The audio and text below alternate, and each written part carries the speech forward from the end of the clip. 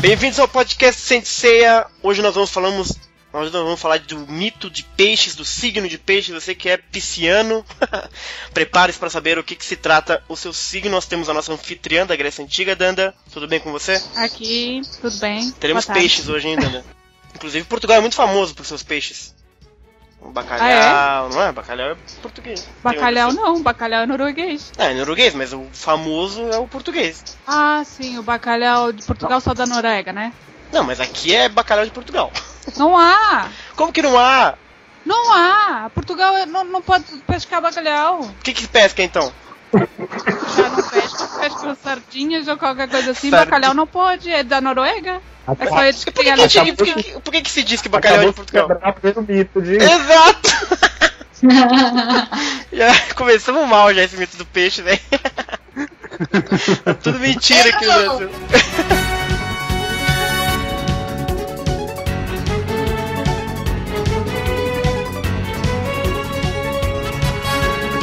Temos também, então, depois dessa... Temos a Nicole. Tudo bem, Nicole? Tudo, e aí, gente? Nicole, bacalhau não é de Portugal, Nicole. Pois é. Ela já sabia. E agora, Nicole? Não, pior que eu não sabia. Pior que eu não sabia. Tá vendo? O único que sabia era o Cadu. O Cadu? É. É que o Cadu manja de culinária, né? Daí ele sabe essas Só manja de comer. Fui enganado todos os tempos, que absurdo. Tudo, a venderem caro como se fosse de Portugal. Exato. Que isso? Na Noruega era mais caro, mas...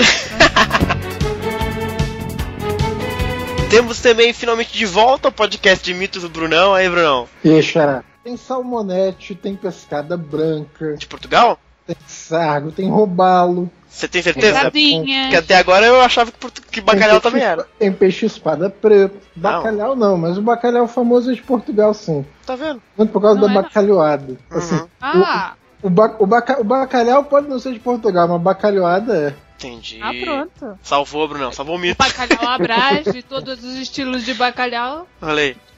Fazendo. Seja bem-vindo de volta, Brunão. A Danda não queria você no último podcast e a gente deu um jeito de... Mil perdões, Danda.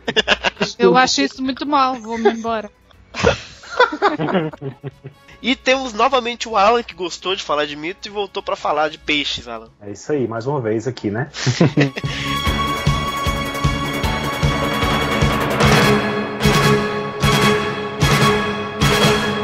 Alguém aí de peixes? Não. Nope. Não. Se bem que é meio indecoroso ficar perguntando o signo dos outros, vocês não acham, não? Por quê? Eu acho. Não, acho que não. Esquisito. Você não perguntou do Capricórnio? Você para de zoar meu sotaque, Danda. Aí, Brunão, vê se pode, Brunão. Perderam o respeito, Brunão.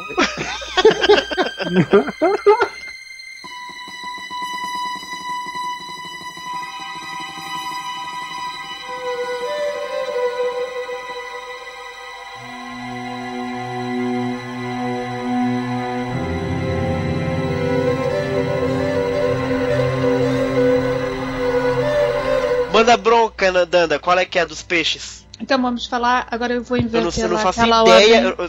eu não faço ideia do que é esse mito, então pode continuar. Pois, mas é isso, eu vou inverter, eu não sei, deixa eu ver aqui na pauta, é que eu acho que eu vou inverter alguma ordem que tá aqui, pode ser. Agora? É, agora, Como imediatamente. assim inverter? Não, é que eu vou falar primeiro da Afrodite pra poder falar do... Da Afrodite? Entendi. Não é mal? Não é mal, pode falar. Porque o Afrodite, como vocês bem sabem, é a fonte do nome do Cavaleiro de Ouro, então pode ir. Então, Afrodite significa nascida das espumas. Boa. Por quê? Já tínhamos dito sobre este mito, vamos falar só um bocadinho só pra... Não, a gente nunca falou da Afrodite, acho. Não, nós falamos do mito do Cronos, não é? Da titanomaquia, não é? Em algum momento a gente falou, mas não bem por cima, assim mesmo. Pronto, e nós vamos continuar a falar bem por cima pra depois não entrar, se formos falar adiante, um dia a gente vai ter um Afroditão bonitão de mitão. É. Então, como é que é? Urano vai se unir a Gaia, não é? Uhum. Só que Cronos já estava prontinho pra dar uma lição no pai, não é? Uhum. Que a Gaia já sabia da história toda. Ela é que incentivou a crueldade. E Cronos, pronto, corta lá o instrumento do pai, não é? Uhum. E ele cai no mar. O membro cai no mar, entre as espumas, e é deste fato que nasce Afrodite.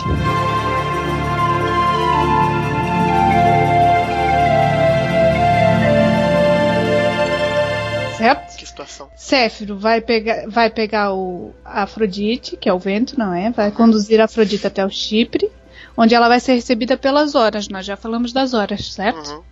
Que é Astreia, Eirene e Onomia. E lá ela vai ser criada. Boa. O que ela significa? Ela significa o atrativo sexual. Ai. Pronto. Portanto, ela é ligada à beleza, ao amor carnal, ao matrimônio. Por que ele tá assim com medo que eu fale de alguma boneca insuflável? A Danda começa a falar de coisa sexual, a coisa pode degringolar. O podcast de repente pode. A maturidade, Xará? Eu tenho que tomar cuidado com a classificação etária do podcast. Pronto, eu não vou falar de. Quer dizer.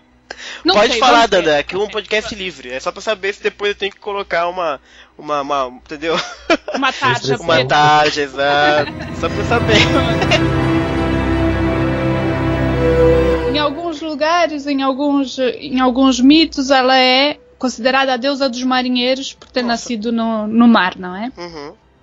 E é só Hesíoda que vai fazer Zeus ser pai de Afrodite com Dione, só para que o mito dela seja tipicamente helênico, para falar que ela descende dos Olímpicos, e portanto ela é helênica. Mas não é, parece que o mito dela nasce na Ásia Menor, no Oriente, pronto.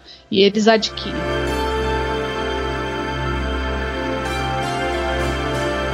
Portanto, ela está ligada com o mito do juízo de pares. Verdade, eu lembro disso. Que é, pronto, muito por alto, vamos aqui falar um bocadinho, que é o fato de Tétis e Peleu vão comemorar as suas bodas. E eles convidam todos os deuses, menos Eris, não é? Já sabe por quê. Justo, né? É justo. É claro. E ela fica danada, né? Convidou os outros, não convidou ela.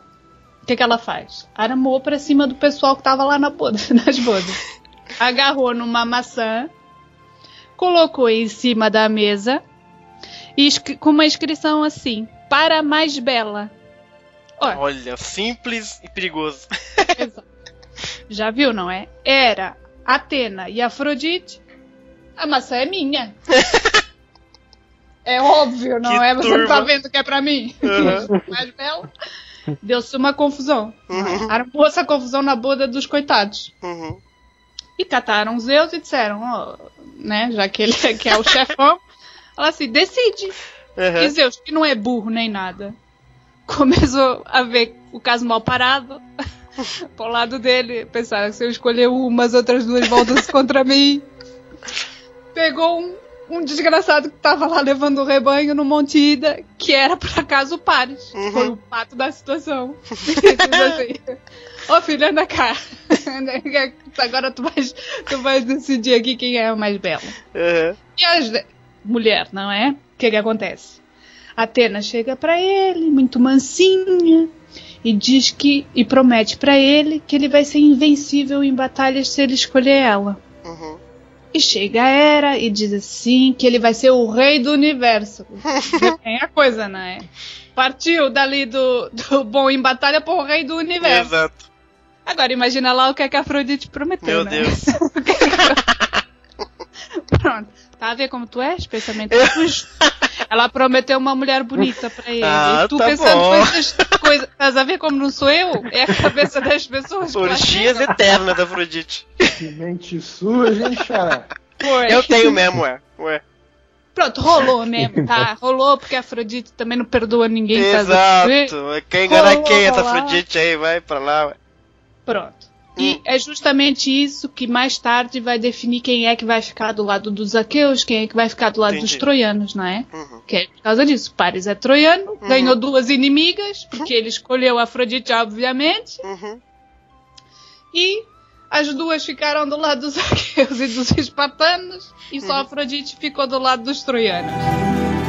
E o que acontece? Zeus, que não ficou muito contente com a forma como aquilo foi levado, não é? Entre as deusas, o que é que faz? impõe uma humilhação pra Afrodite. Que é o quê? Ela se deitar com um mortal. É mesmo?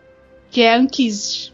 Vixe. É ela, a mãe de Enéas. Que depois o que é? Os romanos vão pegar o Enéas como aquele que vai ser a origem dos romanos por causa dessa descendência, né? Eles querem ter uma descendência linda ainda por cima, né? Portanto, é por isso que ele... E o que acontece? Afrodite, ela faz com que Anquises prometa que nunca vai dizer que ela que é a mãe, que é uma ninfa qualquer, não é? Só que Anquises vai lá e descai-se. Uma hora descai-se e conta a verdade. Peguei a deusa!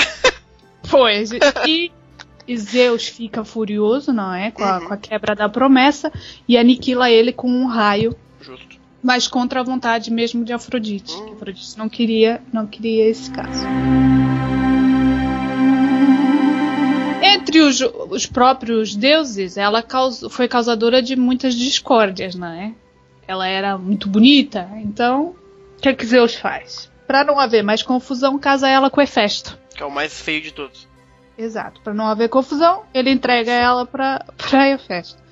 Apenas na Odisseia que vai constar a relação de Afrodite com Ares. Porque em outros locais até diz que ela até é fiel ao marido, mas na Odisseia ela realmente tem uma relação com Ares. E depois quando eles estão lá no pranganão deles, né? Lá numa cama, não vem que aquilo tá armadilhado pelo Hefesto, por uma rede que é invisível. Ele apanha os dois e pensa em humilhar os dois na frente de todo mundo. E acaba ele sendo humilhado porque aquilo vira chacota entre os deuses, dá uma confusão. E Hefesto diz que quer os dotes dele de volta, todo o dote que ele deu por Afrodite de volta, que Zeus pague de volta pra ele e tudo. Poseidon, que fica admirado com a beleza da moça que tá ali nua, né, na frente de todo mundo, diz: epa, se ele não pagar, eu pago. Eu pago tudo. Então, tipo... Se eu não me engano, só te interrompendo um pouquinho, Danda, se eu não me engano, um pouco antes disso, o Poseidon acho que comenta com, eu não sei com qual dos deuses, mas ele chama um deus e fala assim: tu não achava legal ficar preso com essa mulher aí nessa armadilha também? Eu achava. Pois, uma coisa assim, pra essa aí vale a pena, né? Pois, que turma, velho. Ele realmente diz que paga. Se Zeus não pagar, ele paga o dote todo. Então, tipo, mas aquilo acaba em águas de bacalhau, porque depois do espetáculo, das risotas e não sei o que, Ares se refugia na Trácia, Afrodite se refugia em Chipre, e Hefesto, pronto, lá vai desistindo de se separar dela, porque não quer deixar de ter uma mulher tão bonita perto dele, né? E é com Ares que ela realmente vai ter os filhos dela, que é Anteros, que é o amor correspondido, e quando tem o Anteros, tem algumas poucas versões que Eros também é filho dela, e tem o Daimon, que é o gênio que representa o medo, Fobo, que representa o pânico, eles andam sempre com Ares, e a harmonia. Depois ela tem outros filhos, ela tem o filho com Hermes, que é o hermafrodita, tem o Poseidon, tem Eris, então ela depois tem outros filhos junto com outros deuses. E depois nós temos Eros, que na versão mais comum, ele é um ser primordial também. Ele nasce do caos. Portanto, ele nasce junto com Gaia e com Tártaro. E é por causa dele que vai haver outras uniões e vai poder ter outros seres, né? Ele é uma força fundamental do mundo. É ele que assegura a continuidade das espécies e a própria ordem do cosmos. No caso, Platão, aí é que vai fazer ele filho de Poro, que é o recurso, e de Pénia, que é a pobreza. Para dizer que ele é uma força insatisfatória, que persiste, que só consegue o que deseja porque persiste no objetivo dele, né? Isso é só para dizer sobre o mito de peixes, que é justamente, como nós falamos, de Tifon, não é? Ok. Eu não sei se tem que repetir, acho que não é preciso. Não, a gente falou, o de Capricórnio foi o primeiro. Você que escutou o podcast de Capricórnio, lembrar-se-á do Tifon. Pronto. É o mesmo e cara. o Tifon, ele persegue os deuses, e os deuses ficam em pânico e tentam fugir dele, né? Uhum. E Afrodite e Eros se transformam em 2 peixes pra escapar do monstro, não é? E se atiram no Eufrates. E é estes 2 peixes que vão ser representados, porque eles conseguem se safar do... Entendi. Os 2 peixes que vão estar no firmamento. Olha aí, gente. Eros e Afrodite.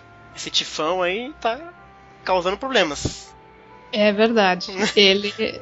ele é poderoso. Então, o mito do peixes é basicamente Afrodite e Eros se transformando bizarramente e fugindo da galera. Exatamente.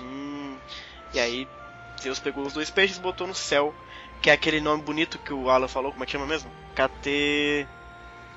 Catasterizou. Catasterizar. Isso. É. Boa. Grande nome, catasterizou. Afrodite tem umas outras histórias rapaz. que são bastante engraçadas também. A minha preferida é a história dela na Ilíada. No meio da guerra, favorito dela na luta, perigando morrer, Afrodite, que não é exatamente uma deusa bélica, resolve ir pro campo de batalha. É verdade. E no campo de batalha, pô, calha que o favorito dela tá enfrentando um cara que é um guerreiro super poderoso chamado Diomedes. O Diomedes era chato. O cara, assim, tenta imaginar um guerreiro foda, Diomedes tá, tipo assim, acima, tá ligado? Diomedes não é o cara do cavalo lá? Tem vários Cara caras do cavalo. Dos cavalo? cavalos Não sei, Hércules. entendi. Qual cavalo? Acho que não, Que Xarefe. foi mastigado pelos próprios cavalos? Mastigado? Mastigado pelos próprios. Eu aprendi que tinha um cara que tinha um problema aí e o cavalo mordeu ele. Tenta imaginar o seguinte, quando Ares vai pro campo de batalha na Ilíada, quem encara o bicho é o Diomedes, entendeu? Que isso? O cara é o bicho. Pois. Então, Diomedes não reconhece que a Afrodite tá ali, fura ela com a espada. Difere. Começa a vazar a ambrósia do ferimento. A Afrodite sai chorando pro Olimpo, vai parar no colo de Zeus, o cara me machucou e tal. Não, mas isso era antes, ele mesmo vira pra ela, né? Ele vira pra ela e diz assim, sai daqui que isso não é lugar pra quem não é bélico. E você sendo uma deusa não pode estar aqui. Vai embora. E ela é que foge depois. Zeus dá um esporro em Afrodite e depois, porque Afrodite foi ferida aí por alguns outros motivos, aí Ares vai pro campo de batalha e a guerra de Troia engrossa de vez. Aí vocês estão me zoando, mas o Diomedes é o cara dos cavalos, assim, também. Dos trabalhos do Hércules. Então, Aí ele é devorado pelas éguas dele mesmo. Vai tirando. Muito por causa disso, é porque termina acontecendo isso com o Diomedes por causa de Hibris mesmo. Porque essa história do Diomedes ter encarado, lutado, de certa forma, em condição de igualdade com outras divindades na Ilíada, isso sobe na cabeça dele. Imagina. Pra quem tá ouvindo não sabe, né, Hibris é a desmedida, né? Quando alguém abusa, enfim. Hibris. Não é Hibris. Aonde a gente tá no mito que eu tô perdido, velho. A gente tá falando de peixes. Só Acabou, contando uma pequena história parte da do Diomedes. Boa. E aí, catasterizaram peixes no céu e temos a constelação de peixes, né, Danda? A catasterização da constelação de peixes, ela tem essa coisa, ela representa não só a Afrodite, como também a Afrodite e o filho, né? Porque são peixes, né? Ela e o Eros, né? Que loucura, velho. E é engraçado que numa das figuras do mito, né? Que acho que a Nicole vai até mencionar isso na parte da cultura pop e tal, e das referências. A imagem mais comum que a gente vê da representação da constelação é justamente são os 2 peixes unidos por um cordãozinho de sangue, né? Como se fosse um cordão umbilical, uma coisa assim. Entendi. Então tem essa representação do laço entre ele e entre a Afrodite e o filho, né? Que os dois viraram peixes para fugir do ataque do Tifon, né? E isso aparece também referenciado em Saint Seiya, lá na frente a gente comenta isso. Até esse fiapinho de sangue tem a ver também, depois a gente comenta.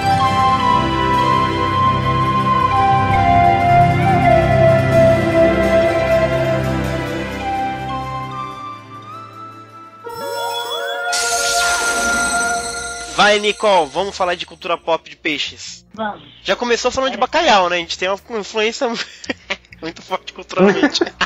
Pois é. Então, vai.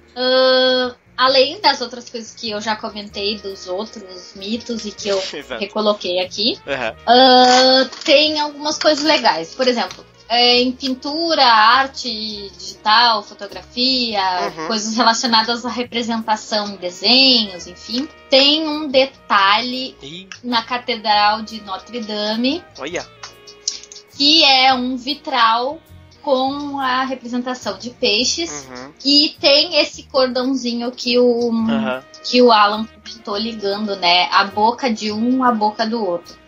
Pisques, boa. É um vitral bem bonito, porque ele é bem colorido, né? Ele é, não sei o ano da construção. Tem uma pintura de um cara chamado Johannes Regiomontanus, de 1512, que é uma representação também dos peixes. Eles são pintados de azul, assim como a água na qual eles estão, e também tem esse cordãozinho ligando a boca de um à boca do outro. Que mais? Tem uma moeda mongol do período do ai meu Deus, como é que eu vou ler isso aqui? Desse cara esquisito ali, que o nome dele significa conquistador do mundo, tá? Vocês leiam depois. Nuruddin Muhammad Salim. Nossa, manjo muito. Esse cara aí. Tem a representação dos dois peixes. Essa não tem ligação entre os dois. Eles só estão naquela posição invertida, né? Um para um lado, outro para o outro, um de barriga para baixo, outro de barriga para cima. Boa.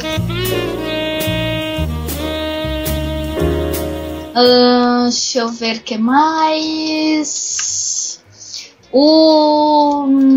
Deixa eu ver. Aquele do Diver Parker Press. O Peixes, adivinha quem é? Quem? The Fish. Não faço nem ideia de qual herói é esse. Ele é o... Mas esse aqui é o Aquaman, não é? Pois é. É o Aquaman e um outro cara. É o Aquaman e um outro cara. Mas um cara bem feio. A ideia é que... Quem é esse outro cara que eu sei lá. Se vocês souberem... Exato. Ele parece o Alpha do Power Ranger. Mas essa imagem aqui é o Aquaman versus o Manta, se eu não me engano. É um vilão do Aquaman. Olha aí. Se eu não me engano, o nome dele acho que é Manta. Ele aparece. Quem assistia aqueles Super Amigos que passavam na nossa infância, né? Deve lembrar dele, ele aparecia lá, inclusive. Nossa, eu não manjo não, velho. Meu negócio da infância é só Cavaleiros. Garoto. Pois é.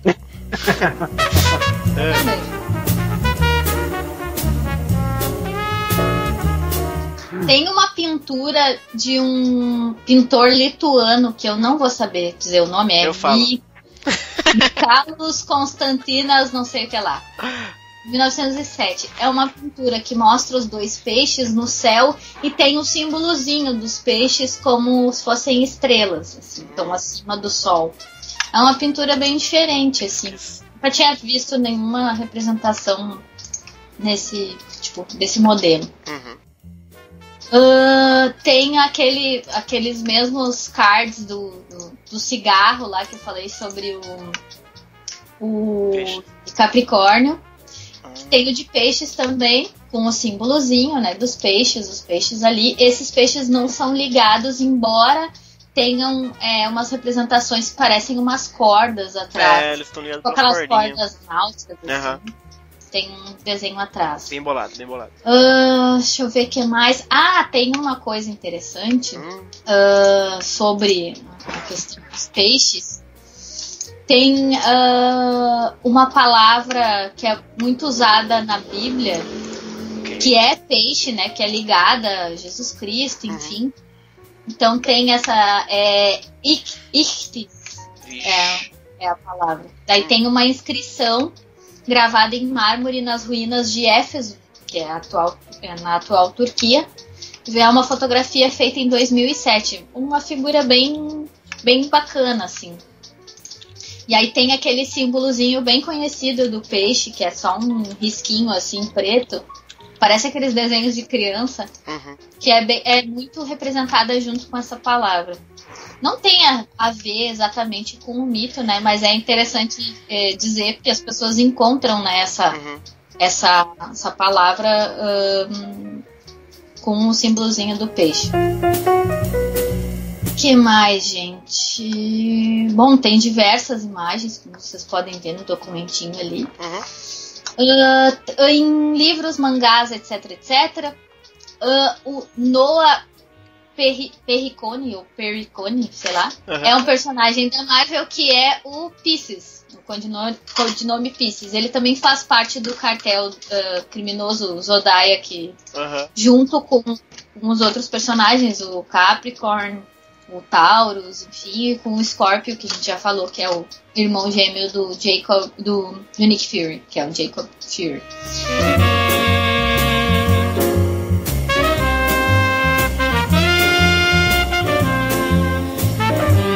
Em música tem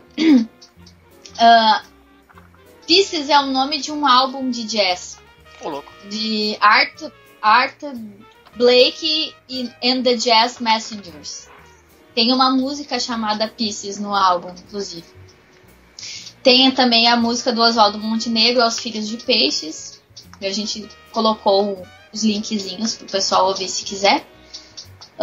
E em moda tem todos aqueles editoriais que a gente já tinha falado também nos outros mitos. O interessante é que, com relação a peixes, todos esses editoriais, eles pegam a parte mais... Como é que eu posso dizer? Astrologicamente falando, dizem que as pessoas de peixes são pessoas muito distraídas. Ou que são pessoas que têm a cabeça nas nuvens. Então, geralmente, as representações relacionadas a peixes, elas têm muito a ver com criatividade, com sonhos, com fantasia, com coisas... relacionadas a pessoas que são muito criativas e que nem sempre estão prestando atenção nas coisas que estão acontecendo na frente delas. Elas estão com a cabeça nas nuvens pensando em outras coisas. São imagens geralmente muito coloridas e que valorizam essa ideia da pessoa distraída, criativa, sabe? Que tá sempre com alguma coisa na cabeça. Então é legal dar uma olhada nessas coisas também. 40 correntezas sem nenhuma embarcação. É peixe quando salta o precipício da responsabilidade, tem uma queda pra ilusão. É peixe quando anda contra o vento, desafia o sofrimento e carrega o mundo com a mão. É peixe quando a luz do misticismo se transforma na procura do princípio e da razão. É peixe quando anda no oceano de 40 correntezas sem nenhuma embarcação, viu? É peixe quando anda no oceano de 40 correntezas sem nenhuma embarcação. Acho que é isso. Excelente. Eu tenho duas curiosidades para contar. Primeiro, uma professora de filosofia que eu conheço, não pessoalmente, mas conheço a obra dela, da Universidade de Miami. O nome dela é Afrodite Alexandrakis. Trabalha com filosofia antiga e filosofia da arte. Bastante boa. E no Banquete, que é um dos diálogos mais legais do Platão, a Afrodite é tema de conversa lá. O Banquete é mais ou menos a galera se reúne e eles estão discutindo o que é o amor. Aí lá pelas tantas, no começo do Banquete, o Fedro, que é um dos personagens, faz um discurso sobre o amor, dizendo que o amor é tudo de bom, trata praticamente o amor como se fosse uma divindade. Mas aí vem um outro maluco chamado Pausanias e fala assim, mas eu tenho um problema com o seu discurso, Fedro. É que eu entendo que existem dois deuses que têm o mesmo nome. Assim, existiriam, segundo Pausanias, duas divindades diferentes, mas as duas são batizadas com o mesmo nome, Afrodite. Então Pausanias pergunta a Fedro qual das Afrodites ele está se referindo. A primeira que ele chama assim, de uma Afrodite comum, que, digamos assim, seria um amor, na opinião do Pausanias, vulgar, bissexual, que incluiria um gosto tanto por mulher quanto por homem, que Pausanias considera isso como sendo ignóbil, um negócio primariamente preocupado só com o ato sexual, etc. E tem a Afrodite divina, a Afrodite celeste, que seria um amor homossexual entre homens e tal, não sei o quê. Para Pausanias, essa é a Afrodite celeste. E lá pelas tantas, assim, tem outros personagens na história. O Aristófanes, que é um compositor de comédias muito famoso na Grécia Antiga, ele ri tanto dessa brincadeira que ele é obrigado a sair do diálogo, assim, soluçando, porque ele não consegue parar de soluçar. Deus do céu, que loucura. Que banquete. Já, esse livrinho é muito legal. Se quiser parar pra ler ele, muito, muito, muito legal mesmo. Algo bem interessante. Só pra vocês não avançarem e depois eu perder. Que é na arte sacra. Nós temos o que eles chamam de puti. Vocês, por exemplo, aí vocês no Brasil não levem isto como um palavrão. Vocês utilizam o termo puto pra xingar uma pessoa, né? Como se fosse o masculino. Pronto. Não, nem Portugal, nem Itália, nem nada. O puto é uma criança. Aqui também é. São os miúdos. Pronto. Às vezes chama-se os miúdos putos. Os putinhos. Exato, são putos. E no caso, na arte sacra, os puti, que é o plural. Exato, é o plural. São as crianças, são aquelas crianças aladas que normalmente aparecem nos retábulos envolvendo os santos. E por norma, tipo em alguns, aparecem sempre dois ladeando qualquer coisa. Um santo, uma gaivota, um pombo. E que representa justamente as duas faces do amor. Porque é um segmento do que os romanos, depois na época da Alexandria, Eros transforma-se em criança, não é? Eles na arte passam Eros para uma criança alada. Verdade. Pois os puti na Idade Média não levam asas, porque era para diferenciar das criaturas do clássico. E no Renascimento eles voltam a ter asas, os puti voltam a ter asas, mas é um reconhecimento do que era Eros e o amor. E é sempre dois. Não tem Afrodite, eles não têm este, mas tem as duas faces do amor. Em algum dos podcasts a gente falou, por exemplo, para os romanos, puta é o nome de uma divindade. Não, a gente não falou nada disso, não. É uma divindade ligada à fertilidade. A gente que fala puta da forma mais escrota e pejorativa possível. Exato.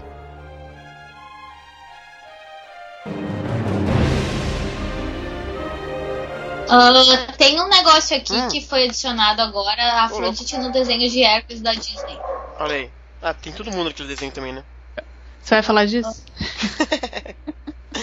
Bom, pois é. Aí tem acho que uma musiquinha, sei lá.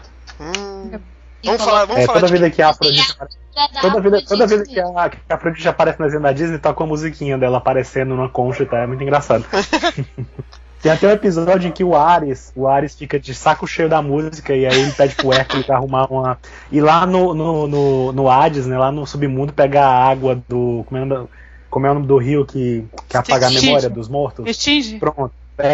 Perde pro Hércules e até lá pega a água do Estige pra ele beber e esquecer da música da Afrodite que não para de tocar toda vez que aparece.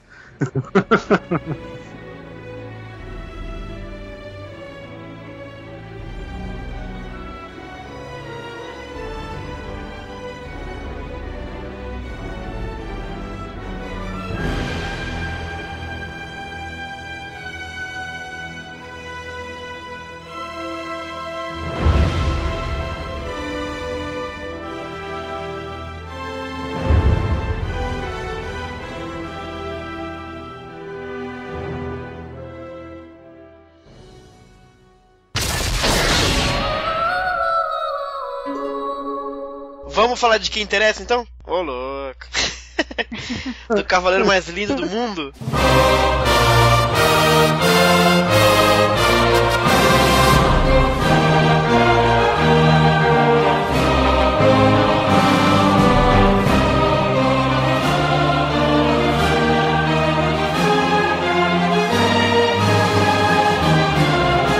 Afrodite de Peixes, senhoras e senhores. Afrodite de Peixes, Brunão, ele tem 22 anos, um jovem mancebo ainda. Ele é sueco, da Suécia. Nasceu no dia 10 de março. É do signo de Peixes, evidentemente. Tipo sanguíneo O. A gente não sabe se é positivo ou negativo, mas ele é O. Altura 1,83. Tem o peso de 72 quilos. Treinou na Groenlândia, Brunão. O seu epíteto é o Guerreiro da Beleza, né? A frase de ativação dele do Cosmo é floresça o meu cosmo. Seus antecessores foram Lugones e Albafica no Lost Canvas, o Cardinale no Next Dimension, e o seu sucessor é o Amor do Ômega. Por enquanto, né? Por enquanto são esses aí.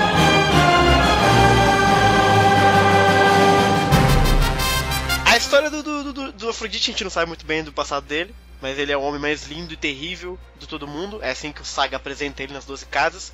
Ele luta contra o Shun, perde, e durante essa luta a gente sabe que ele interferiu na batalha entre o Albion ou Daedalus contra o Milo. Isso acontece no mangá também, Alan?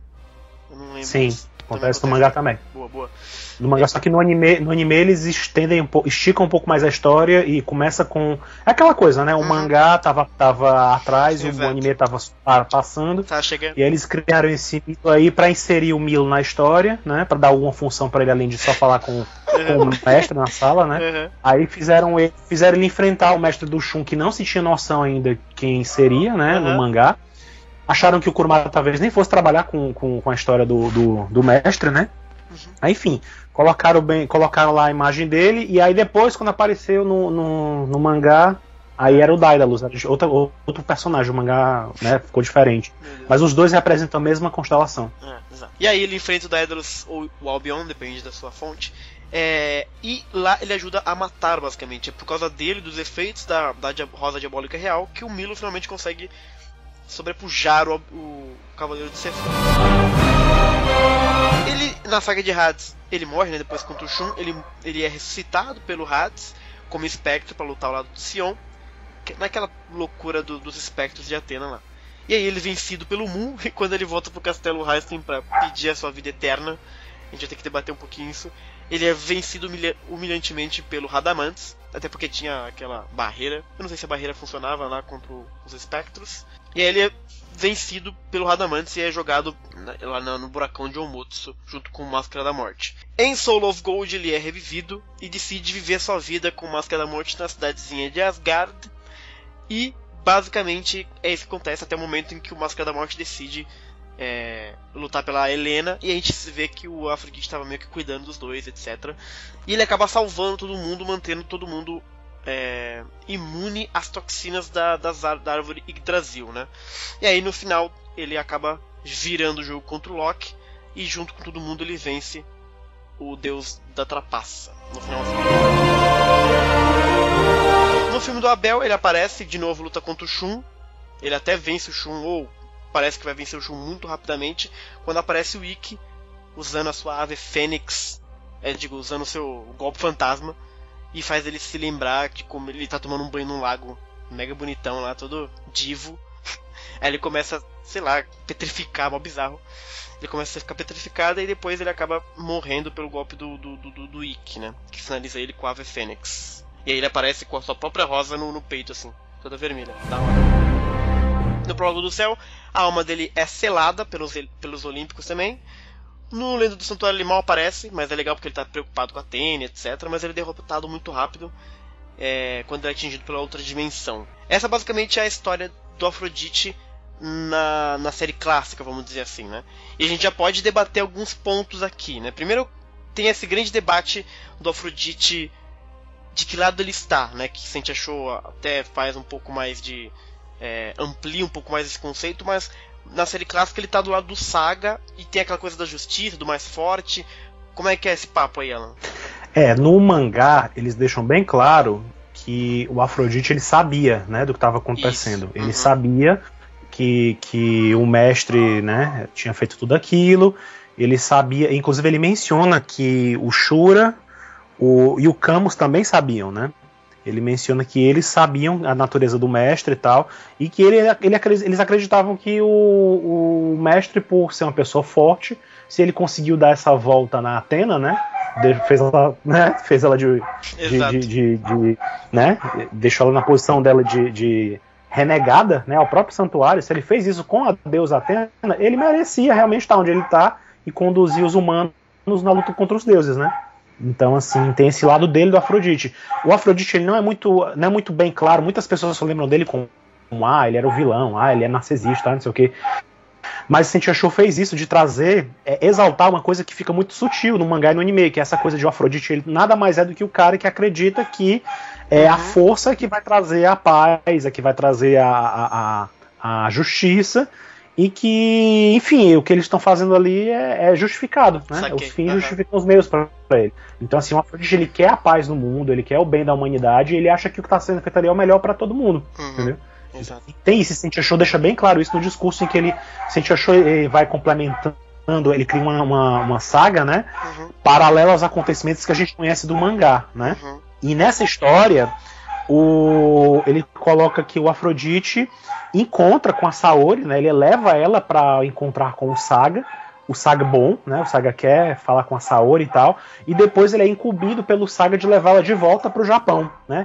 E nisso ele fala com a Saori, diz: olha, no dia que você se provar ser uma deusa, eu fico ao seu lado, entendeu? Enquanto isso, enquanto você for só uma menina, eu não fico do seu lado, né? Assim, eu vou ficar do lado de quem tá mais forte. Justo, é justo. Quem vai tirar a razão dele, né, Brunão? Bicho, sem razão. Quem tem sem razão? Todo mundo aí quer estar do lado do Saga. Genial. Todo mundo cego. Todo mundo Saga. Todo mundo incorrendo em hibris, todo mundo incorrendo em desmedido. Ih, Nicole, olha aí, ó, falando do Saga. Ficou do lado do Saga, tá errado, Nicole, é isso que eu quis dizer. O Chaka ficou do lado do Saga. Pronto. Ih, rapaz. Todo podcast tem os dois vira Chaka contra o Saga, gente. O Chaka, a desculpa do Chaka era que ele, segundo ele dizia, né, ele conseguia enxergar uma bondade dentro do mestre, ele conseguia enxergar alguma coisa que os outros não enxergavam, ou seja, ele via o lado bom do Saga, né? Ele não entendia, né, que o Saga nem era completamente mal e nem era completamente bom, né? Mas ele enxergava a justiça por trás dos atos dele, entendeu? Sinceramente, pra mim, o Chaka se deixava levar pela situação tudo ali. Ele não tava como Afrodite e os outros que achavam que ele tava fazendo aquilo porque ele era daquele jeito e era assim que tinha que ser pra ser bom, né? Não, o Chaka não. O Chaka, ele via uma natureza boa por trás de tudo. Ele enxergava o verdadeiro Saga, entendeu? Então, pra mim, ele achava que aquilo de repente fosse temporário, Saga. Enfim, nunca ficou muito bem explicado as razões do Chaka, não, mas ele conseguia deixar bem claro. Mas ele deixava bem claro que ele enxergava que, apesar de todas as aparências ali, tinha algo muito bom atrás do Saga. Então, você vê como o Chaka era maneiro com o Saga, né? Sei, isso é desculpinha do Chaka Post, cara, pra não falar que foi enganado. Também, não, mas foi enganado também, Hibris. Hibris. E eu falei isso no podcast do Chaka, tá? Falou. Vem com essa não, Xará. Eu não falei nada, você é louco? Botando pilha aí, me colocando contra fogo. Segunda polêmica do Afrodite. Ele foi vencido muito facilmente ali em Hades, né, e tal. Qual é que foi? Vocês acham que ele apanhou muito facilmente do Radamantes porque tem a barreira que também influenciava nele? O que vocês acham? Falar a verdade, Xará, é claro que a gente pode olhar na história e achar vários motivos para explicar porque ele foi derrotado tão facilmente. Por exemplo, aquela barreira. Mas para falar a verdade, ali em Hades ele não era personagem importante, entendeu? Importante não podia ser, mas... Ali ele era... Nem coadjuvante era. Exato. Mas daí você não ser coadjuvante e você ser um cavaleiro de aço, quase, é uma diferença muito grande, né? Ele apanha muito, assim, em Hades. Eu não sei se tem tanto motivo, assim. Contra o Mu até tudo bem. O problema, assim, Afrodite sofreu muito com a falta de espaço para apresentar o personagem dele, apresentar as capacidades dele como guerreiro, apresentar tudo sobre o personagem dele. Se a gente for comparar o tempo que ele teve com o tempo que outros personagens tiveram, assim, Não, eu só tô falando especificamente da luta dos dois contra o Radamantes, que é muito acachapante aquela derrota. Muito, mas muito. E aí eu fico muito na dúvida se foi algo que tem alguma... Pra mim, tem o fato de que eles queriam, quando o Afrodite e o Deathmask aparecem sendo derrotados pelo Mu, né? É óbvio que eles queriam ressaltar mais a força do Mu do que qualquer outra coisa, né? Que nunca tinha feito nada na série, né? Então, assim, a derrota dele inicial pro Afrodite e o Deathmask tem esse sentido. Por outro lado, a gente vê também que eles não foram simplesmente derrotados, assim. Eles meio que viram aquilo ali como uma oportunidade de fingir, sair de cena e tentar atacar o Hades diretamente. Porque eles estavam fingindo o tempo todo. né? É uma coisa que não fica muito claro para os fãs que assistem de cara a saga de Hades ou leiam o mangá, é que eles vão fingindo do começo até o fim, ou seja, eles foram revividos, fizeram um acordo com o Xion para irem lá, né, no santuário, fingiram que eram do lado do Hades, e eles depois se rebelaram contra... Eles foram os primeiros, de fato, a irem atacar o castelo de Hades, e a desculpinha que eles deram pro Radamantes é, eu vim aqui pedir uma segunda chance pro Hades, mas na verdade eles vieram pra matar o Hades e os espectros, entendeu? Exato. A diferença é que o Radamantes ele foi pintado como um juiz, né, muito poderoso, como um dos grandes guerreiros do Hades, então isso também foi contra eles, né, no ponto de vista da narrativa da história, né? Então, assim, eles acabaram sofrendo para ressaltar os personagens pela força só. Porque o Radamantes a barreira não, eu acho que a barreira não influi neles, porque eles estavam ali como espectros, né, também. Então, assim, eu não sei se... tem isso, mas eu não duvidaria nada... Se é muito claro assim. Eu não duvidaria nada se eles... Assim, tá, vocês são espectros, mas a barreira ainda vai funcionar contra vocês, entendeu? Só pra ter certeza que eles não vão se rebelar mesmo, entendeu? Antes não seria inteligente, pode ser também. Antes de eu fazer tanto é que visualmente nos OVAs, só rapidinho pra terminar, visualmente nos OVAs isso fica até mais claro, porque quando os espectros estão lutando, os renegados estão lutando contra o Mu e etc, o cosmo deles é sombrio, né? Você vê o cosmo escuro, roxo e tal. Quando eles aparecem na cena do castelo enfrentando o Radamantes, os OVAs eles fizeram intencionalmente. Eles deixaram o cosmo deles dourado. Quando o Afrodite e o Death Mask atacam o Radamantes, o cosmo dele tá dourado já. Ou seja, eles já estão ali lutando como cavaleiros mesmo. Então o cosmo dele já tá barrado. Pois é, então pode ser que sim, de repente, né, já tenham sofrido os efeitos e tal. Salvamos, Nicole! Não, mas eu acho que ainda tem um monte de problema. A Nicole saiu, eu chamo... O que tem problema? Caraca, quer ver? Antes de eu fazer esse comentário, me ajuda a lembrar uma coisa. Essa luta do Afrodite e do Máscara da Morte com o Radamantes, ela foi antes ou depois da série explicar, da série contar pra gente o barato do oitavo sentido? Acho que foi depois. Não, acho que foi antes. Quer ver? Foi então, olha os problemas que eu tenho com essa luta, Xará. Quer ver? Primeiro assim, os dois personagens, Afrodite e Máscara da Morte, em geral, assim, tem pouco tempo de tela. Então a gente não tem tanta chance, assim, de ver eles desenvolvidos como guerreiros. A gente não sabe exatamente quão longe eles podem ir como guerreiros, porque a gente vê poucas lutas dele. O Máscara da Morte até que a gente vê um pouco mais. A gente vê luta dele com o Shiryu, o cara indo lutar contra o Orochi, contra o Doku, enfim. Mas o Afrodite muito pouco. A gente vê muito, muito pouco mesmo. E na saga de Hades, assim, é uma parte fundamental da saga de Hades é você descobrir aquela parada do oitavo sentido, assim, é um negócio que praticamente habilita os Cavaleiros de Ouro a irem lá embaixo buscar o Hades para começar a luta, de fato, né? E Afrodite e Máscara da Morte lutam contra o Radamantes antes desse crescimento, desse desenvolvimento rolar, entendeu? Quer dizer, eles não tiveram chance de experimentar esse negócio, de ascender aquele grau de poder que foi apresentado na história como sendo o essencial que eles precisam para ir ao submundo e lutar de fato contra o deus do submundo, entendeu? Eles ficaram assim num negócio muito no meio do caminho.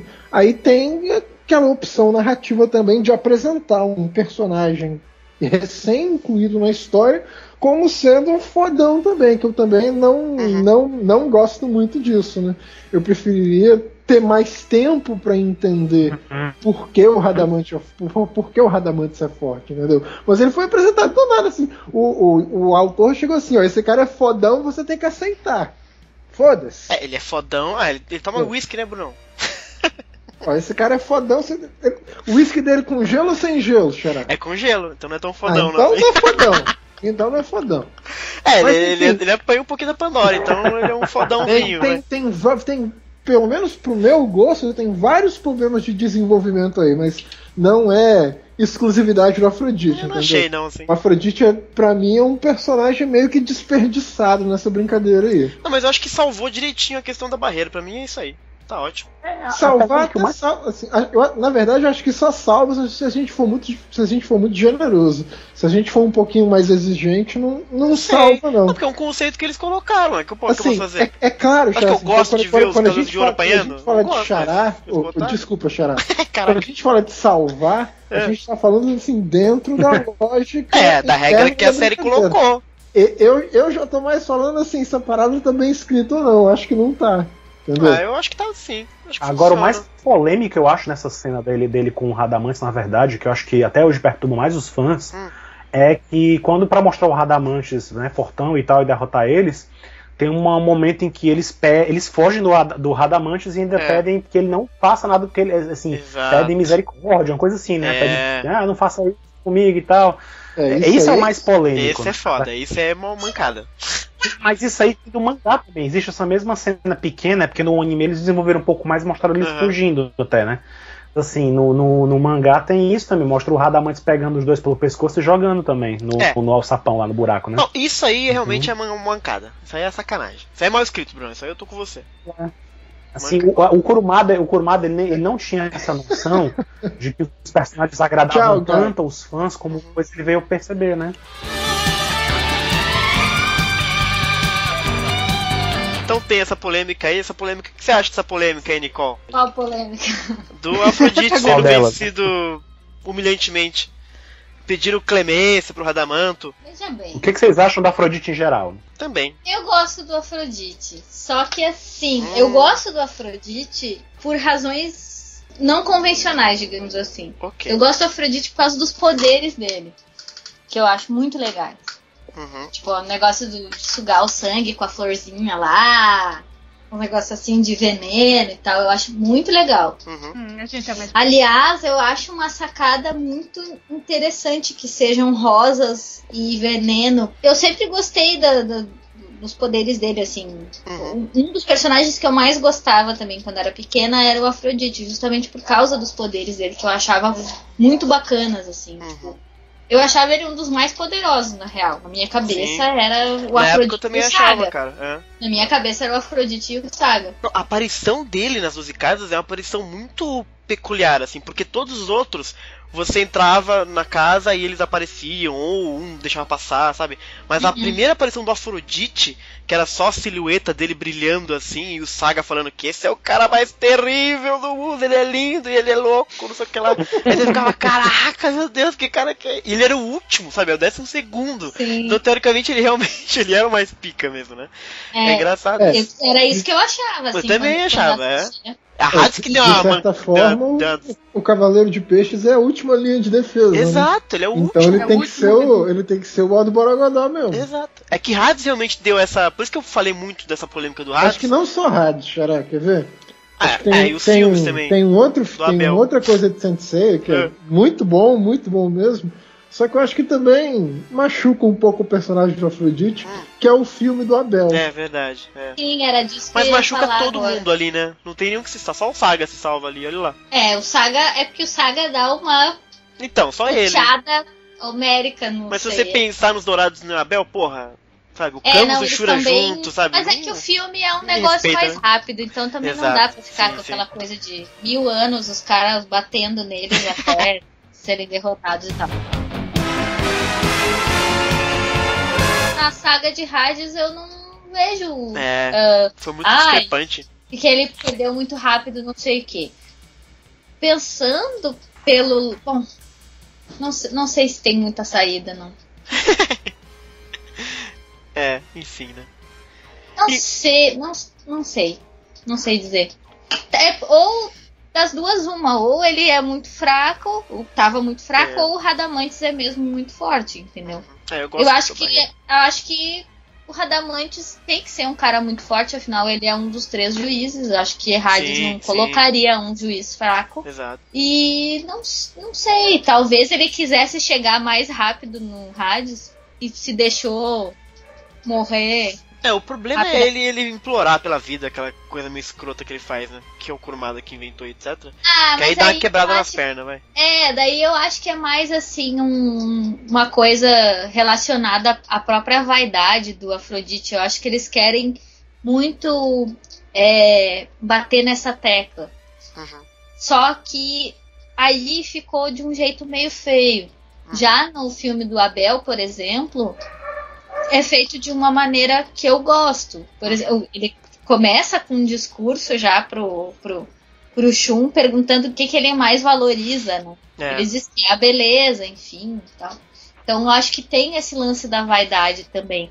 Tanto que ele perde porque ele é vaidoso. Que ele não acredita que Cavaleiros de Bronze, ainda não acredita, né? Porque ele já tinha perdido uma vez. Exato. Então acho que é mais por causa disso, assim. Ele se apega a esse tipo de coisa, talvez por causa da vaidade, assim. Então, tipo, ele ser honrado ou não honrado em campo de batalha não faz diferença, desde que ele mantenha, né, aquela coisa da vaidade, da beleza, enfim.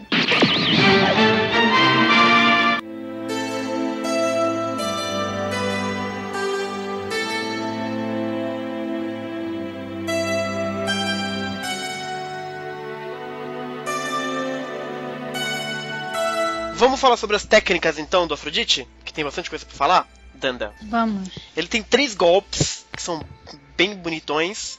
Ele tem o Rosas Diabólicas Reais, Royal Demon Rose, que são as rosas vermelhas, que são aquelas que tem, né, toxinas, que deixa o cara... Tira os 5 sentidos, inclusive, né? Que o Seiya cai num jardim de flores e ele completamente fica zoado. E um ataque também frontal muito, muito interessante, que é basicamente os ataques que ele usa em Soul of Gold.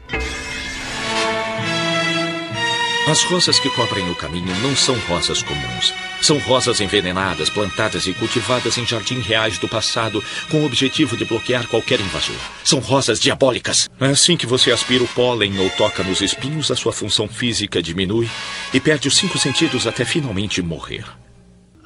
Rosas Diabólicas Reais! Ele tem os rosas piranhas, que são as rosas negras que cortam tudo, mordem tudo, cujos espinhos são extremamente potentes, eles conseguem corroer qualquer coisa. Sinta o terror de minhas rosas negras!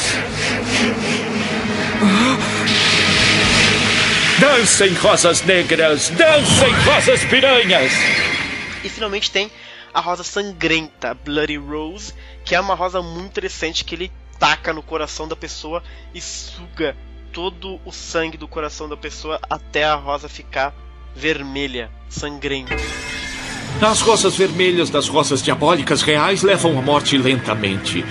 As rosas negras das rosas piranhas matam você instantaneamente. Mas estou vendo que você ainda está vivo, Andrômeda, e lutando para me vencer. Eu sinto muito, mas acho que agora vou ter que usar esta rosa branca. O quê? Esta rosa branca é a rosa sangrenta. Assim que ela sair da minha mão, golpeará o seu coração. Ninguém tem a capacidade de se esquivar deste golpe. E quando a rosa branca tiver tirado todo o seu sangue e se tornado vermelha, você morrerá. Está condenado, amigo. Agora pegue esta rosa branca e com certeza desta vez você morrerá. Morra, Andrômeda, com esta rosa sangrenta! São 3 golpes realmente muito legais, né, cara? O Afrodite ele tem 3 golpes baseados em rosas, que tem toda uma explicação muito interessante sobre não somente a questão das rosas, mas principalmente do porquê que ele é sueco, da Groenlândia também. Era isso que você ia dizer, Danda? Não, é sobre as rosas. Então tá bom. Então vai. Vamos, coloca aí a tarja preta. Ai meu Deus, começou. Vamos falar da boneca do Bruno. O que? Não tem mais do Bruno, não, exato. A boneca do... Como não? Eita. Então aquela que o Chico Zé... Bom, não interessa, não é nada boneca, vou brincar com vocês. Então é assim, havia uma moça muito linda, chamada Mirra. Mirra? Mirra. E ela era filha do rei assírio Tias. E o que acontece? Ela gabou-se de ser muito linda. Ah, sempre tem, né? Exatamente, tem sempre aquela bonitona que gaba-se, né? E o que acontece? Ela simplesmente descuidou-se do culto da deusa, né? Da deusa Afrodite. E a deusa ficou furiosa. Uhum. E o que ela faz? Ela simplesmente faz com que ela tenha atração pelo próprio pai. Nossa, que errado. Então o que acontece? Durante 9 noites de escuridão, Uhum. Ai, meu Deus. Mirra se deita com o pai. Ai. Mas o pai não sabe, porque é na escuridão, não é? Sim. Então, o que acontece? Ela simplesmente fica grávida. Nossa. O pai procura saber quem é e descobre que é ela, Uhum. a fulana que ia lá, não é? E o que ele faz? Decide matar ela. Nossa. E os deuses ficam com pena dela Uhum. e transformam ela numa árvore, que é a árvore de mirra. Só que o que acontece? Durante 10 meses, ela leva com um javali, que vai lá e lhe bate sempre. Caraca. E quando ela verga e quebra, Uhum. nasce uma criança muito linda, Hum. que é Adonis. Olha só, Adonis. Afrodite pega na criança, que ela é muito linda, fica atraída pela criança, e dá a Perséfone para que ela crie Adonis. Uhum. O menino cresce, fica muito lindo, e Afrodite vai lá pedir a criança de volta, não é? O rapazito de volta. Uhum. E a Perséfone diz que não vai dar o menino porque ela tá enamorada dele. Uhum. E começa uma disputa infernal, que chega nos ouvidos de quem? E quem é que tem que decidir? Zeus.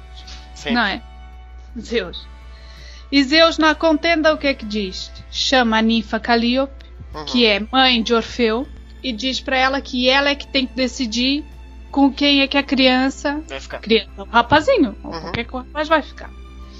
E ela decide o seguinte: 4 meses passa o menino com Perséfone, 4 meses passa com Afrodite. Nossa. E os outros 4 passa sozinho. Uhum. Mas o miúdo, pronto, como bom homem que é, os outros 4 meses quer ficar com Afrodite. E Afrodite fica com o pó da outra, né, da Calíope. Porque como é que ela ousa dar pra Perséfone 4 meses com a criança que ela salvou? Então o que é que ela faz? Ela incute o amor nas mulheres da Trácia. E o amor era por Orfeu.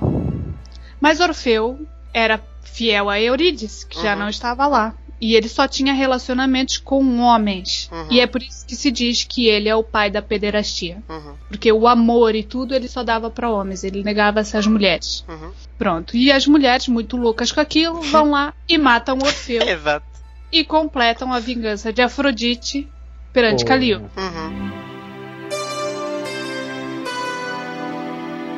E o próprio Adonis é símbolo de vegetação, da vegetação anual, ou seja, ele tem uma ligação com as duas deusas, né? Ou seja, ele é a semente que se esconde debaixo da terra durante 1/3 do ano e que depois floresce. Uhum. Então, o que é que acontece? Adonis gostava muito de caça e ele morre corneado por um javali. Meu Deus. E esse javali dizem que pode ser Ares, né, com ciúmes de Afrodite, podia ser Apolo, porque Afrodite mata o filho de Apolo, porque este vê ela se banhar e ela mata ele. Uhum. Mas é um javali que realmente mata Adonis. Mas enquanto o rapaz está agonizante, Afrodite corre para socorrer o amado dela. Uhum. E ela chora lágrimas de sangue. Nossa.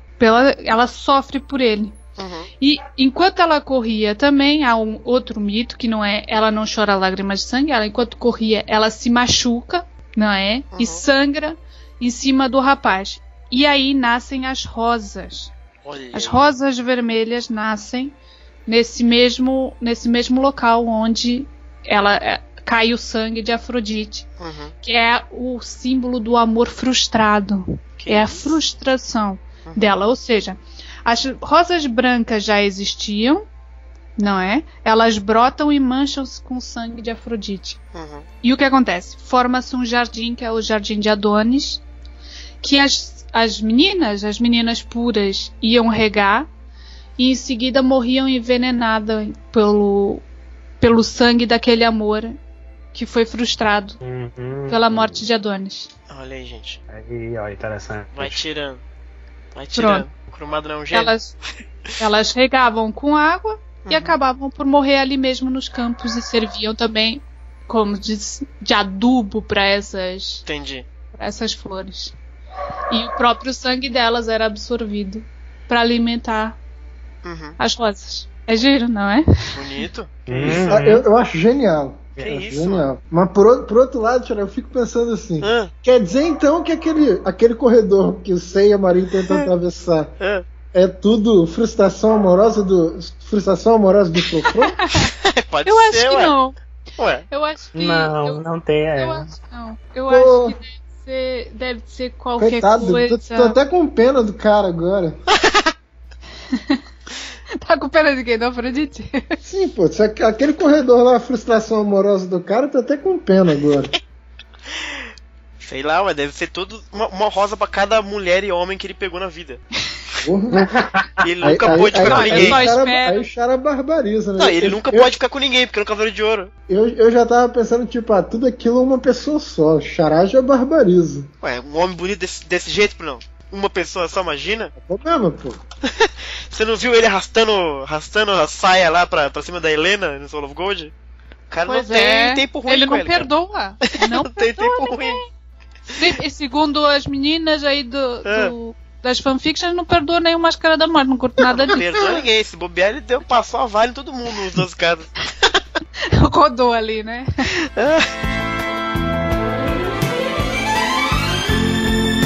Outra coisa muito interessante que o Alan me passou, recomendou, é um artigo do site Reino de Atena, do Fábio, em que tem uma tentativa de explicação que eu achei muito interessante do porquê que ele é sueco, porquê que ele tem a ver com a Groenlândia, com a Suécia, né? E é um artigo bastante extenso, e eu recomendo a leitura porque é muito interessante, mas basicamente ele diz sobre a história da floriografia, a linguagem das flores, e como isso foi trazido da Pérsia para a Suécia, inclusive, pelo rei Carlos, o rei Carlos XII, que trouxe a arte da Pérsia para a Suécia, e ali o costume meio que se espalhou pela Europa. Então a Suécia foi o primeiro lugar em que a floriografia meio que se espalhou pela Europa. Então é bem interessante essa relação entre as duas coisas. E a linguagem das flores, e basicamente também das rosas, é justamente a questão das cores e como cada uma delas tem um significado e como elas podem harmonizar e etc e tudo mais. É um artigo bastante extenso, eu sugiro a leitura porque é bastante interessante a leitura, mas só como curiosidade, as cores, por exemplo, que a floriografia meio que define os seus significados, né? Se a gente pegar as 3 cores que o Afrodite usa, a vermelha é a flor que representa o amor, representa, né, o amor basicamente. A flor negra, ela é usada para significar a morte, porque o preto é a cor da morte, é a cor que segundo os antigos costumes significava também ódio, despedida, etc.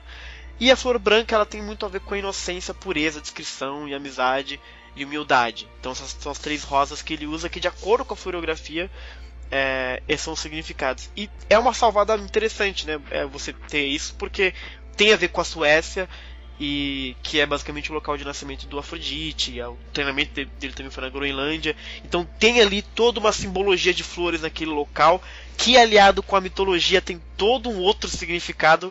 E aí a gente tem um personagem que é muito cheio de significado, né? O nome dele evoca uma divindade que tem muito a ver com a sua própria compleição, né? Ele é o homem mais lindo do santuário, etc.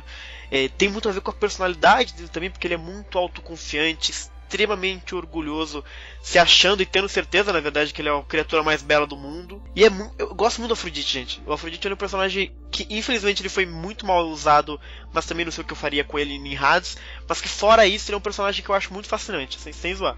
Sem tirar... Eu só queria acrescentar uma coisa sobre a história das rosas, né? Diga. Eu não sei se alguém tem essa referência, mas no próprio mangá, né, o Afrodite ele chega a comentar com o Shun que as rosas eram utilizadas em castelos, rosas envenenadas eram utilizadas nos jardins dos castelos para defender também, né? Eu não sei se o Kurumada tirou isso de alguma história específica, de alguma lenda, não tenho referência disso. Não sei se algum de vocês já ouviu falar alguma coisa sobre isso, ou se algum ouvinte também, sei lá. Mas é verdade, ele explica inclusive que o golpe dele se chama Rosas Diabólicas Reais, que é por causa disso, porque elas realmente salvam. Não, é que a rosa vermelha ela é símbolo real, isso é. Em todos os locais ela é símbolo sempre da realeza. Mas ele conta uma história que ele usava ao ele redor conta do aquelas castelo envenenadas mesmo. Bem interessante. Não sei, só se for lá pela parte dos doidos lá dos russos. Dos russos. Eu não sei que parte exatamente ele tirou isso, mas eu sempre achei muito curioso. Outra referência que eu queria trazer pra vocês, que a gente não mencionou muito, né? Diga. Que é a história essa história do peixe sempre foi uma frustração pra muitos fãs, né? E aí quando veio o Lost Canvas, o momento em que ele alcançou maior popularidade foi quando justamente a Shiori começou a trabalhar no Albafka de peixes, né? Mostrando ele enfrentando o Minos de Grifo e tal. E aí tem muita referência também por trás do Albafka, inclusive essa questão da constelação que eu mencionei pra vocês, que existe um filetinho de sangue ligando dois peixes, né? Isso é mostrado também no Lost Canvas também, no Gaiden dele, do Albafka, que mostra a relação dele com o mestre dele, que é o antecessor do Albafka, né, o Lugones de Peixes. Ele conta, né, o Lugones encontrou ele, né, em meio a um jardim de rosas envenenadas e tal, e assim como ele, o Lugones, né, o Albafka também tinha essa coisa do sangue envenenado, né, então ele era imune ao mesmo tempo também aos venenos, né. Então pro Albafka conseguir a armadura de peixes, o teste final dele, né, a prova para ser cavaleiro, ele teria que os dois faziam um cortezinho no dedo, né? O Albafka e o Lugones, e encostavam o dedo no dedo do outro, né? E ficavam disputando para ver qual era o sangue mais venenoso, quem ia cair, né? Perante o sangue do outro, né? Então, assim, isso é uma referência também a essa coisa da ligação dos peixes, né? Ligados com o filetinho de sangue e tal. Mas isso é muito engraçado. É engraçado, porque assim, se você for ver o simbolismo deles, Afrodite tem que ter uma troca com Eros, né? Pra sobreviver, o amor carnal tem que estar ligado àquele amor espiritual, aquele amor que quase ultrapassa, fica ali com a amizade, né? Se houver só um, não sobrevive. Foi uma outra interpretação que a autora deu, né, para essa imagem, né, dos peixes com uma ligação de sangue ali, né? E é engraçado como ela coloca isso como uma prova para que o Cavaleiro de Peixes venha a assumir a armadura, né? O próximo venha a assumir a armadura. Pelo menos é isso que é colocado no Lost Canvas, né? No mangá a gente não sabe nada de como é que o Afrodite conseguiu a armadura dele, nem nada do gênero, né? E no Ômega o amor herdou a armadura porque, enfim, não tinha ninguém ocupando e aí deram pra ele. Basicamente.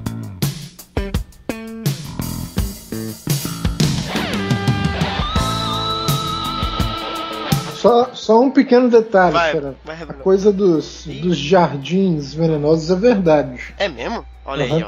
Tem castelos na Inglaterra que tem jardins assim que só tem planta que é venenosa, assim, não exatamente o rosa, entendeu?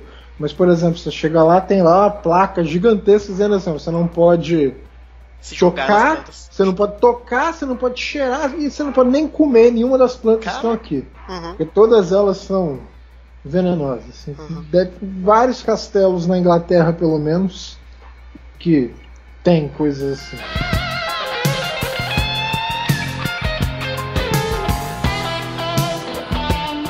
E a provocação que eu ia fazer é assim, vendo vocês falarem dessa questão dos dois peixes, da ligação, da coisa do Eros, que é mais humano, o amor humano, etc. Seria, na verdade, será que o Máscara da Morte é o outro peixe do Afrodite? Porque eles estão sempre de duplinha. Você para com isso? Ué. Não tem nada a ver. Agora a Máscara da Morte. Ele é humano, ele é o louco das ideias. Querem que eu diga como é que o Afrodite conseguiu a armadura? Ai, Danda. Eu digo. Ele comeu e o Saga deu. Que foi? Como é? Peraí. What? Como é? Ele comeu o Saga e o Saga deu. Nicole, você ouviu isso, Nicole? Nicole do céu, ela nem tá ouvindo. Ela desmaiou. É verdade, é a única forma dele ter ganhado aquilo. Que absurdo. A melhor versão até agora, é fácil.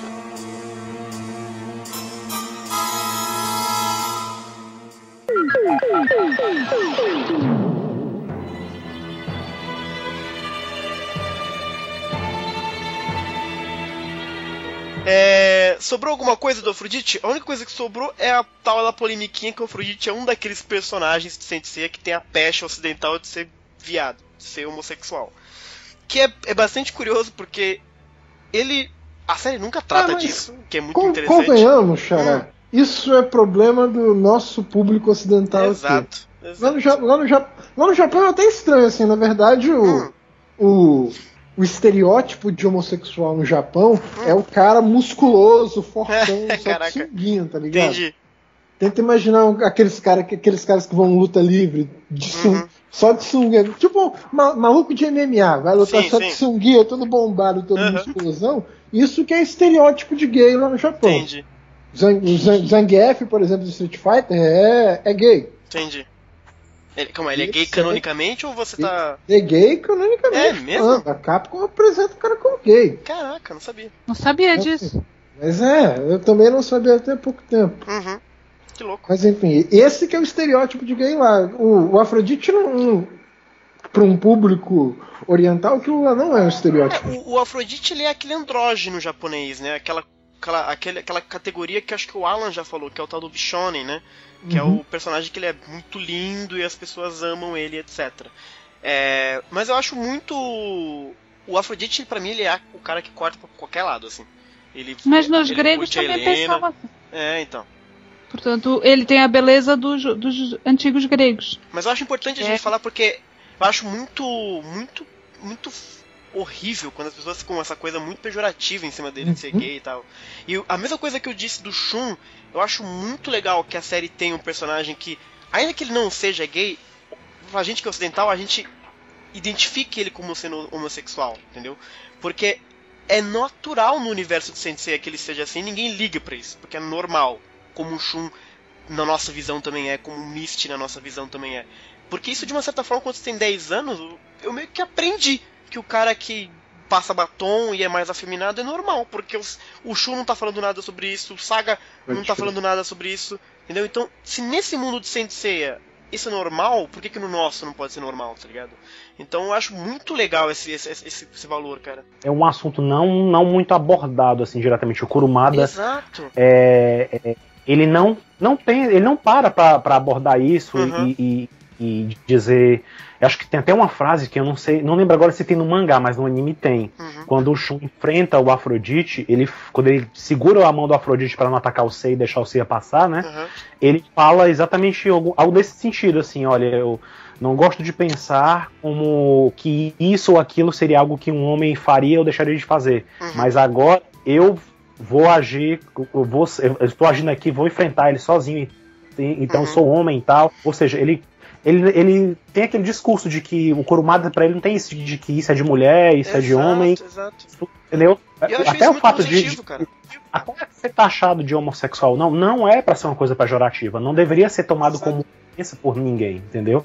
Assim, então, do jeitinho muito, muito sutil dele, ele deixa bem assim, essa questão da sexualidade ele não aborda, porque pra ele não é pra ser o mais importante ali. Os cavaleiros estão aí lutando, o que eles lutam tá acima de qualquer... Não tem ninguém tá se pegando no santuário, não tem isso, entendeu?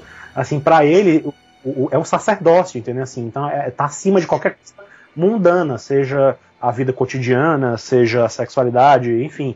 Quando o que tá acontecendo ali é uma luta por alguma coisa que tá acima de qualquer coisa. Esse é um discurso que o Kurumada sempre diz, assim, que às vezes as pessoas são muito de modinhas, ou são muito de dizer isso, aquilo, outro, ou achar que é normal a pessoa ter que crescer, casar, ter família e tudo mais.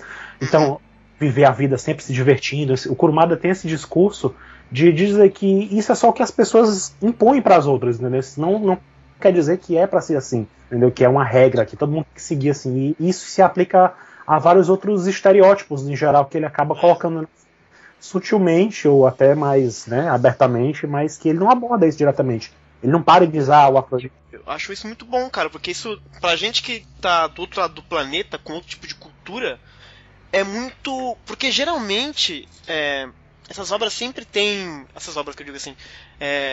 o audiovisual sempre tem personagens que são homossexuais e tal, e faz uma grande coisa disso, sabe? Ele é super não sei o que lá, e ele fala coisas, etc. E ele é muito julgado, tanto positivamente quanto negativamente, pelos seus pares do próprio daquele universo e tal. E Saint Seiya não, o cara simplesmente é e foda-se, ele luta, sabe? E ninguém tá nem aí com isso. E eu acho muito, muito positivo isso enquanto sociedade, sabe? Então, eu acho que o Kurumada fazendo esse tipo de escolha, colocando personagens que pra ele deve ser normal, assim, sabe, na cultura japonesa, etc. Sem fazer nenhum juízo de valor, só deixando ele existindo naquele mundo e ninguém comentar sobre isso, eu acho muito interessante, muito positivo. Então eu acho legal, sempre que a gente falar do Shun, do Afrodite, do próprio Mist, que vai ter mais pra frente, levantar isso, porque você vê no fandom de Cavaleiros uma virulência muito grande por causa disso, sabe? E é muito idiota, porque a pessoa não tá entendendo o que a série tá falando, basicamente, né?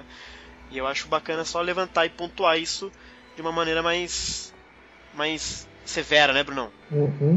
Corretíssimo, Xará. Mas uma pergunta importante já que você levanta aí. E aí, Xará, Mist ou Afrodite? Afrodite é muito mais bonito. Mist ou Afrodite, queridos? Vocês dão a armadura pra ele? Eu dou armadura, não dou mais nada, mas eu dou armadura pra ele. Pô, Xará, como assim? Eu dou, mas aí também não...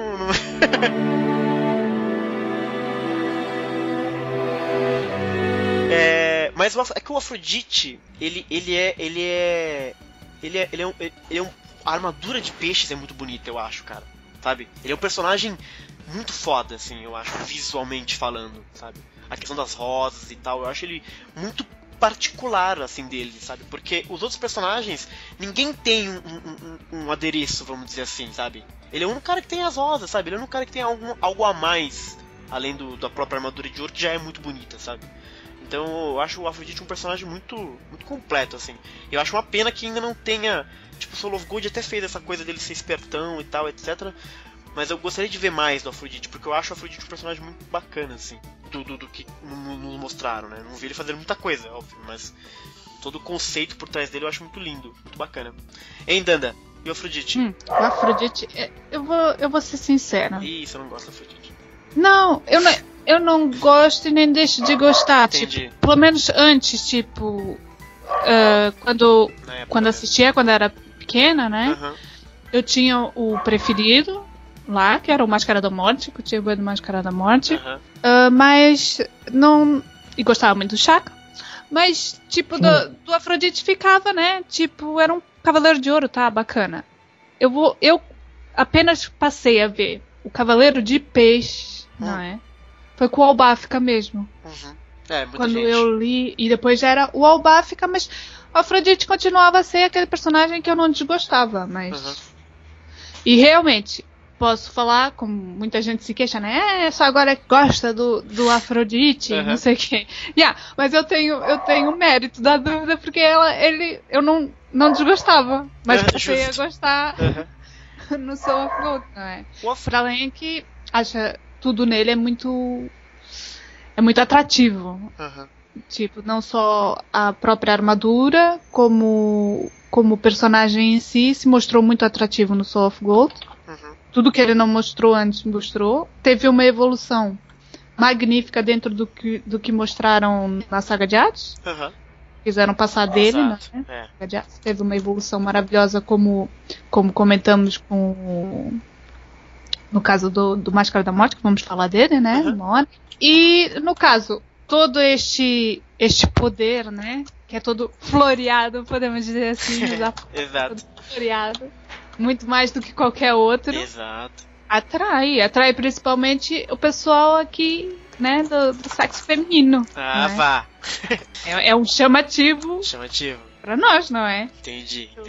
Assim, eu não sou Saga, mas gosto dele. Nicole, e o Afrodito? Então, eu acho o Afrodite legal. Eu sempre gostei dele, na real. Não vejo nenhum problema com o personagem. Claro que tem toda aquela questão da vaidade e tal, que ele é bem filho da puta por causa disso. Mas eu acho ele um personagem bem humano, assim. Bem, tipo, não é o cara que... Ele é um cara que tá na posição, digamos assim, dos mocinhos, mas não é necessariamente uma pessoa completamente boa. Também não é uma pessoa completamente ruim, entendeu? Exato. É humano como qualquer outra pessoa. Tem os seus vícios, as suas fraquezas, enfim. Eu gosto do Afrodite, não vejo nada contra. Claro que no Soul of Gold ele foi resgatado brilhantemente, assim, né? Não há mínima dúvida sobre isso. Mas eu acho que até então eles realmente forçavam mais esse lado dele da vaidade mesmo. Acho que por isso que tem certas coisas que ele acaba se ferrando, mas é mais por causa da vaidade, assim. Que Saint Seiya tá sempre cheio de mensagens, talvez seja uma das grandes mensagens, né? Não sei.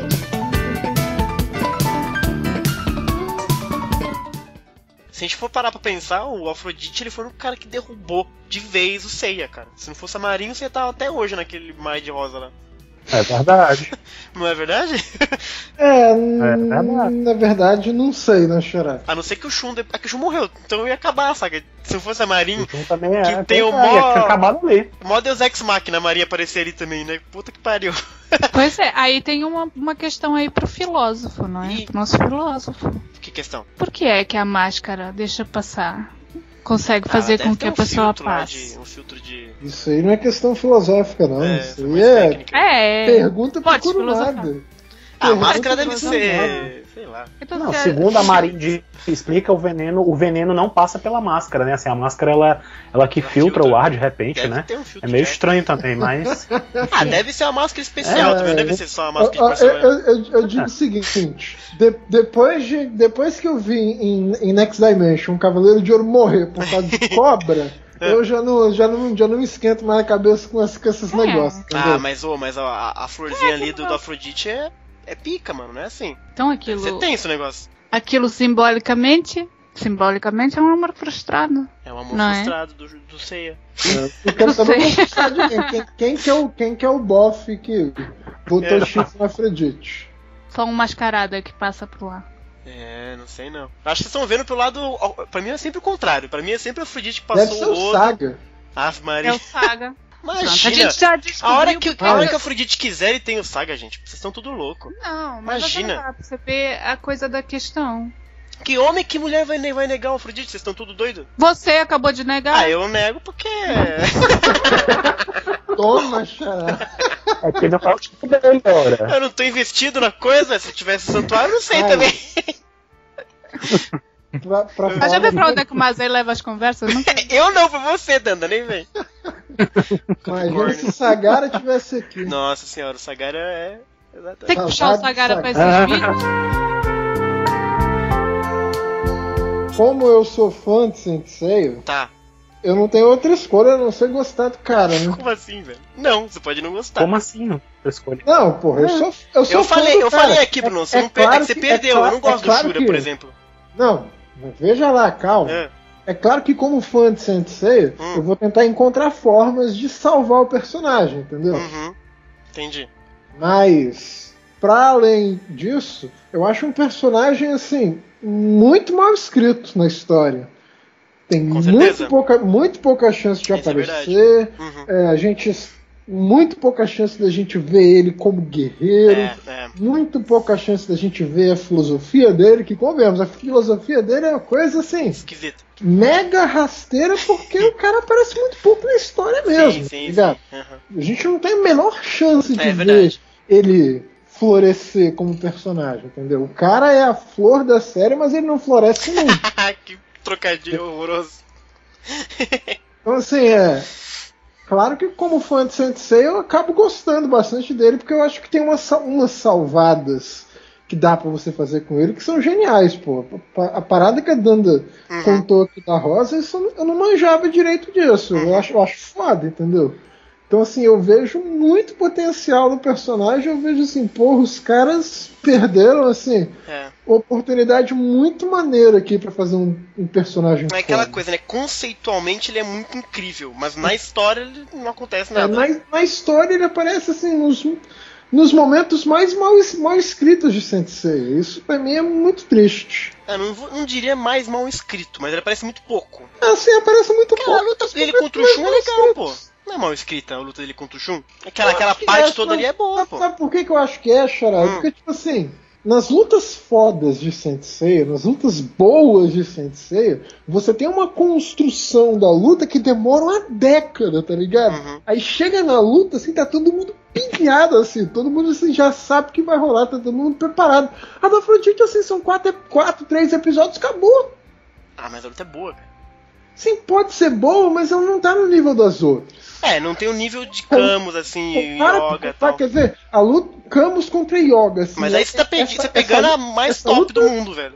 Essa luta é preparada já faz um cara. Mas aí é cada comparado. Pega o Shaq Week também. Pega, por exemplo, o Shaq Week. É preparado, mas, cara, por que eles não puderam, por que eles não fizeram o mesmo com a Afrodite? A Afrodite matou o Mestre Shun, porra. Isso tinha que estar sendo, assim, preparado, adocicado, tem uma cara. Não é pra você deixar pra fazer assim, última hora, assim, eu matei o seu mestre. Pro cara ter 2 minutos pra reagir. Uhum. Porra. Mas mesmo assim eu acho que tá no nível das outras, assim. Até acima, por exemplo, de outras, assim, por exemplo. Não, Shiryu e Shura. Eu acho muito sem graça. Eu acho que não tá por causa da construção da luta. Eu discordo. Aí, assim, eu já tô julgando, assim, vendo de fora, entendeu? Uhum. Mas, assim, se a gente for olhar de dentro de Saint Seiya, com certeza está no mesmo nível. Mas vendo de fora, as outras lutas estão mais bem escritas, são mais bem construídas. Essas duas sim, com certeza. Mas até a do Miro contra o Yoga é o mesmo estilo, sabe? Só que eu acho que a luta do Shun contra ele é muito mais, até por causa do Shun, cara. O Shun, ele usa a Tempestade Nebulosa, que é uma parada bizarra, que eu acho muito louca. E só tem nessa parte, né? Depois ele vai usar. Eu acho que a luta seria muito melhor se eles tivessem começado a preparar ela mais cedo. Com certeza, com certeza. Isso sim, mas... assim, um dos problemas graves, assim, que acaba, assim, machucando o personagem do Afrodite é que ele é apresentado muito tarde. Ele é o último, né? É tarde demais quando ele é apresentado, entendeu? Ele tinham que ter apresentado os 12 Cavaleiros, na verdade, muito antes, pra todo mundo ter chance de aparecer um pouco, pra eles já estarem, pra quando chegar a luta, você poder ficar só na luta, entendeu? Assim, eu já sei o que eu preciso saber sobre o personagem, agora vamos ver a porrada como é que vai ficar. Eu não sei, porque senão tem muita gente aparecendo, né? Sim, mas porra, o Aldebaran não apareceu, por exemplo, antes. Sim, eu acho que tinha que ter alguns caras. Acho que é bom ter uns caras que não aparecem, sabe? Só no final você vê. Que aí você tem esse choque de você ver a primeira imagem do Afrodite e você nunca viu nada dele. Aí você fica, caralho, quem que é esse cara? Que loucura. Talvez desse pra escrever a luta mesmo, o momento da luta um pouco melhor. Mas aí não ter visto ele, eu acho interessante. Eu discordo de você, Xara. Pra mim isso é Deus Ex Machina primoroso. Não, ele tinha que estar lá, ele é o 12º cara.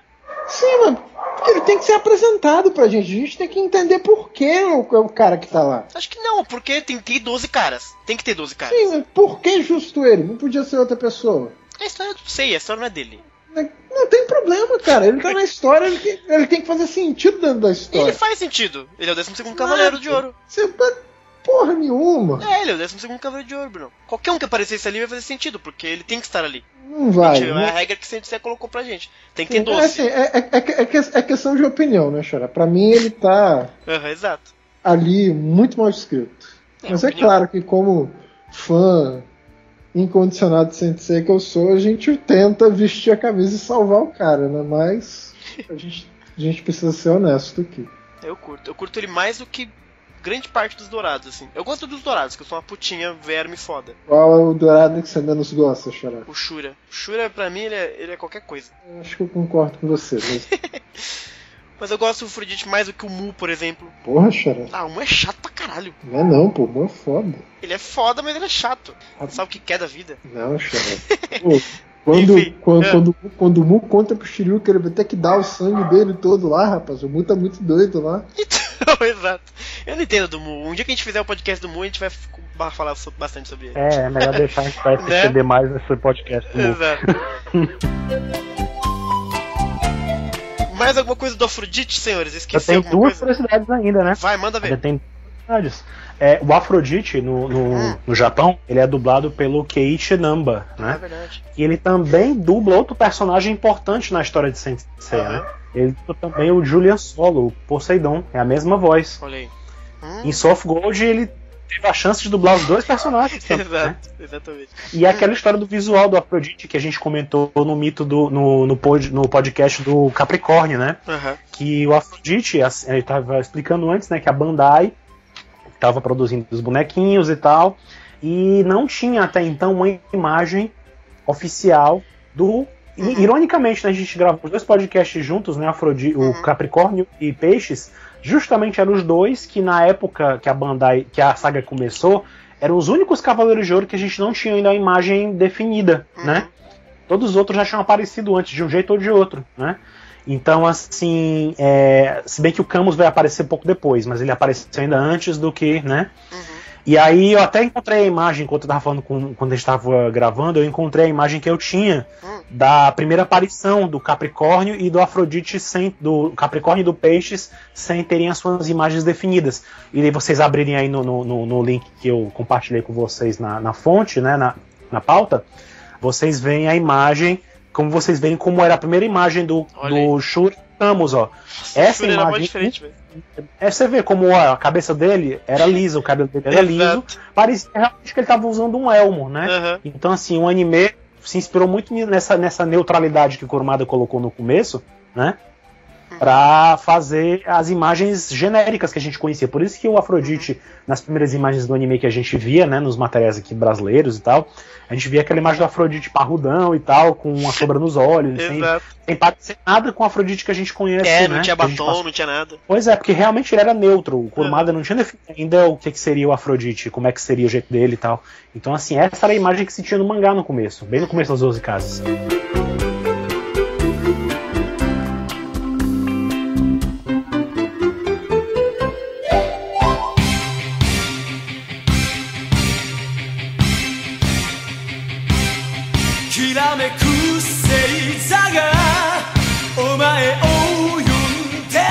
Desculpa, só um momentinho que eu tive que sair por isso. A gente tá falando de quem agora que falaram de Platão? De Eros. Ok, muito obrigado.